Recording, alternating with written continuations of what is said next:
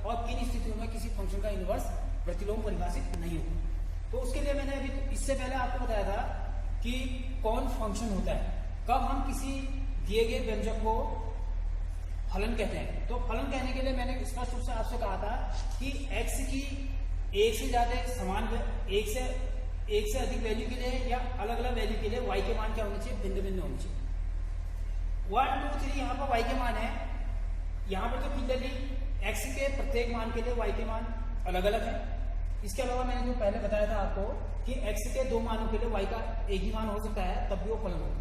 तो यहाँ पर जो प्रतिलोम फलन के लिए एक स्थिति बहुत सीधी सी है। वो क्या है, प्रतिलोम का मतलब क्या है कि अगर हम किसी फंक्शन के डोमेन और रेंज को इंटरचेंज करते हैं, यानी कि एक ऐसा फलन जिसमें रेंज डोमेन बन जाए और डोमेन रेंज बन जाए। जैसे कि ये पिक्चर में प्रदर्शित है, ये ABC y equal to fx जो फलन था उसके ABC जो है डोमेन को हमने परिभाषित किया है, और इसके जो संगत 1 2 3 एलिमेंट्स तत्व है उनको हमने रेंज से किया है। और यहाँ पर हमने जस्ट रिवर्स कर दिया है, यहाँ पर हमने जो रेंज वाले तत्व थे उनको डोमेन बना दिया है, और जो डोमेन वाले जो तत्व थे उनको हम रेंज बना दिया है। तो ये इसका इस फलन f का ये क्या है, इनवर्स, इसको हम क्या बोलते हैं, प्रतिलोम फलन। अब प्रतिलोम फलन में यहाँ पर देखिए आप कि ये भी एक फलन है और प्रतिलोम को भी क्या होना चाहिए, फलन होना चाहिए। अगर जब दोनों फलन है तो दोनों फलनों को, फलन की जो कंडीशंस होती हैं, किन स्थितियों में फलन कहलाता है, उस कंडीशन को पूर्ण रूप से संतुष्ट करना चाहिए। तो यहाँ पर देखते हैं ये तो संतुष्ट कर ही रहा है, क्योंकि इसमें प्रत्येक x के लिए y के क्या है, भिन्न भिन्न मान है। और यहाँ पर देखिए जो इसका y था वो इसके लिए डोमेन का काम कर रहा है, और वो x जो है वो यहाँ पर जो x है, जो डोमेन यहाँ से हमने जो अवयव है ये सब अलग अलग है पहले से ही। और यहाँ पर जो डोमेन बनने हैं उनके लिए जो रेंज है वो रेंज ABC, ये भी क्या होनी चाहिए, भिन्न भिन्न होनी चाहिए। क्योंकि फलन है तो फलन में क्या होता है कि y के मान हमेशा क्या होता है, भिन्न भिन्न होते हैं। y का कोई भी ऐसा मान नहीं होगा जिसके लिए 2x हो,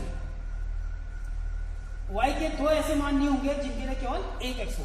तो ऐसी स्थिति में ये फलन डिफाइन नहीं होता है। लेकिन यहाँ पर क्या है, प्रत्येक x के लिए y के क्या है, भिन्न भिन्न मान है, और जो इसका y था वो यहाँ x बना, यानी कि 1 2 3 और ABC। यहाँ पर देखिए 1 2 3 और ABC ये दोनों क्या है, प्रत्येक एक के लिए एक के नियम का पालन कर रहे हैं। तो इसका मतलब क्या हुआ, जो प्रतिलोम फलन होगा, प्रतिलोम फलन के लिए प्रत्येक x के लिए एक y का मान होना चाहिए। यानी कि दिया गया फलन जिसका हमने प्रतिलोम निकालना है वो उस फलन में x और y के मानों के लिए प्रत्येक x के लिए y में क्या होना चाहिए, भिन्न भिन्न प्रतिबिंब होना चाहिए। यानी कि जो दिया गया फलन है वो फलन 1 1 एक ही, जिसे हम हिंदी में बोलते हैं, वो क्या होना चाहिए, एक ही होना चाहिए। प्रत्येक एक x के लिए y का एक मान वाली कंडीशन को उसने संतुष्ट करना चाहिए। यहाँ पर मैं एक चीज आपको और बता देता हूँ कि 1 1 फंक्शन जिसको हम हिंदी में एक ही बोलते हैं, ये एक इंजेक्टिव फंक्शन होता है, इसको इंजेक्टिव भी बोला जाता है। इंजेक्टिव फंक्शन भी इसे कहा जाता है। इसके अलावा आप देख रहे हैं यहाँ पर कि जिस फलन का भी हमने प्रतिलोम निकालना है वो प्रतिलोम फलन यहाँ पर आपको पिक्चर से क्लियर दिख रहा होगा। तो इस फलन में जो है प्रत्येक x के लिए y का अवश्य ही एक मान है। जैसे यहाँ पर x का मतलब इसके जो पहले वाले का जो रेंज थे वो यहाँ के लिए हमने x लिए। जैसे कि हम स्टैंडर्ड जो नोटेशन में लेते हैं फंक्शन का y को fx को मानते हैं, तो x को हम डोमेन मानते हैं और y के जो मान होते हैं उसको हम रेंज कहते हैं। उसी प्रकार जो यहाँ पर डोमेन वाला समुच्चय है जिसको हमने y इस मान को लेते हुए y से निर्देशित किया है, और इसके संगत जो x का मान है उस ABC उसको हम x से संगत x से हमने यहाँ पर दर्शित किया है। तो यहाँ पर जो है प्रत्येक डोमेन के प्रत्येक मान के लिए रेंज का एक ना एक मान अवश्य है। तो इस प्रकार ये जो फंक्शन है ये आच्छादी भी है। आच्छादी फंक्शन कब होता है, जब प्रत्येक x के लिए y का एक ना एक मान अवश्य होता है और y में कोई भी ऐसा मान नहीं होता है जो कि अतिरिक्त रह जाता है। तो ऐसी स्थिति में यदि प्रत्येक x के लिए y परिभाषित होता है और या y के समस्त मानों के लिए x परिभाषित होता है, तो ऐसी स्थिति में फलन क्या कहलाता है, आच्छादक, तो ये फंक्शन जो है ऑन टू भी है। ऑन टू का मतलब क्या हुआ? आच्छादी, आच्छादी फलन भी है। आच्छादी का मतलब क्या हुआ? सरजक्शन, एक नाम से और बोलते हैं सरजक्शन, सरजक्शन फंक्शन।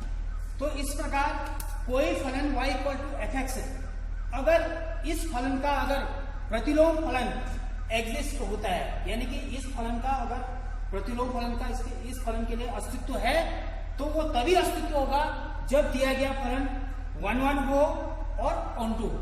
यानी कि इन दो कंडीशनों को अगर कोई फंक्शन, कोई फलन अगर इन दो स्थितियों को अगर संतुष्ट करता है, तो वो फलन क्या कहलाता है? उस फलन का निश्चित रूप से प्रतिलोम फलन एग्जिस्ट होता है, यानी कि अस्तित्व में रहता है। तो आवश्यक जो कंडीशन है प्रतिलोम होने के लिए वो क्या है कि दिया गया फलन यदि 1 1 हो, ऑन टू हो, तो ऐसे फलन का प्रतिलोम फलन अवश्य रूप से अस्तित्व में रहता है। तो ये आपको ध्यान रखना है कि फलन, ये कंडीशन फुलफिल होनी बहुत जरूरी है कि फलन कब यूनिवर्सल उसका होगा, कब यूनिवर्सल नहीं होगा। y equal to F X कोई दिया हुआ फलन है, तो इस फलन का प्रतिलोम इनवर्स फंक्शन, जिसे हम कहते हैं प्रतिलोम फलन, प्रतिलोम फलन का अस्तित्व कब रहेगा? तो उसके लिए किसी भी फलन का जो प्रतिलोम होता है वो कब आता है, या कब किसी फलन का प्रतिलोम फलन अस्तित्व में होगा, उसके लिए दो कंडीशन अवश्य होनी चाहिए कि दिया गया फलन एकेकी हो और दिया गया फलन आच्छादक हो। आच्छादक हो यानी कि यदि दिया गया फलन एकेकी और आच्छादक होता है, जो फलन एकेकी और आच्छादक होता है उस फलन को हम क्या बोलते हैं? इसको बोलते हैं बाइजेक्शन।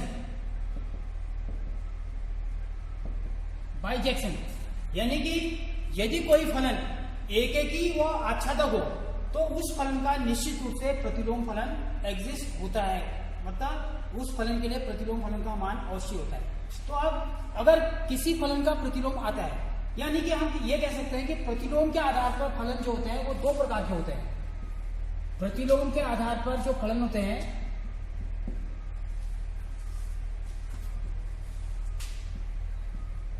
वो दो प्रकार के होते हैं। एक फलन होता है जिस फलन का प्रतिलोम फलन एग्जिस्ट नहीं होता है, यानी कि ऐसा फलन जिसका प्रतिलोम फलन निकाल पाना संभव नहीं है, यानी कि जो फलन एकेकी और आच्छादक नहीं है, वो ऐसे फलनों को हम बोलते हैं आंशिक फलन। आंशिक फलन, इसको अंग्रेजी में बोला जाता है पार्शियल फंक्शन।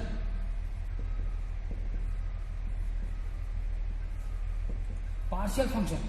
और जिस फलन का, इंपॉर्टेंट है ये, आपके टॉपिक में भी सम्मिलित है, जिस फलन का प्रतिलोम फलन अस्तित्व में होता है, अर्थात जो फलन एकेकी व आच्छादक बाइजेक्शन फलन हो, उस फलन को हम बोलते हैं व्युत्क्रमणीय फलन, इनवर्टिबल फलन।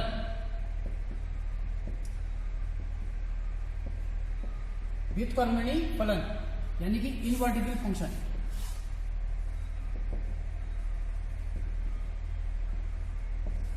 Invertible function.